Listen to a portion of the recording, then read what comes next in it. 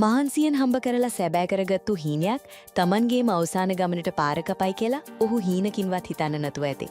ඉතාලියේ ඉඳන් ලංකාවට ආවේ ආදරණීයන් දකින්න වුණත් ආපහු ඉතාලියට යන්න දින කිහිපයක් තියෙද්දි තක්ෂිලට මොකද වුනේ?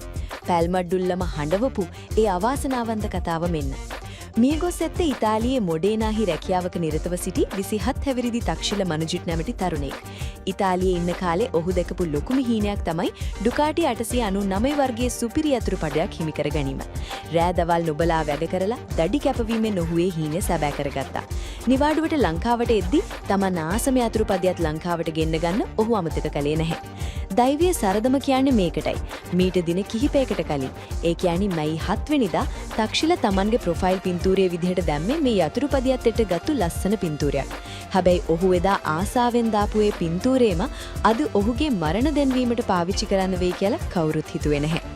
නිවාඩුව අවසන් කරලා ආපහු ඉතාලියට යන්න දින කිහිපයක් තිබියද්දි පැල්මඩ්ඩුල්ල බද්ගම්ගොඩ ප්‍රදේශයේදී අධික වේගය පාලනය කරගන්න බැරුව මේ යතුරුපදිය විදුලි කණුවක ගැටුණා.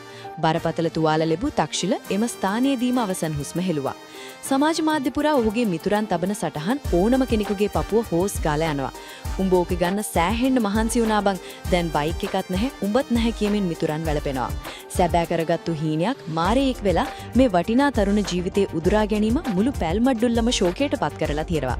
වේගය කියන තත්පරයකින් ජීවිතයක් නැති කරන්න පුරුවන් දෙයක්. ඒ නිසා වාහන පදවද්දී හැමෝම කල්පනාකාරී වෙන්න. තක්ෂිල මනුජිත් තරුණයාට අජරාමර නිවන් සුව ප්‍රාර්ථනා කරමු.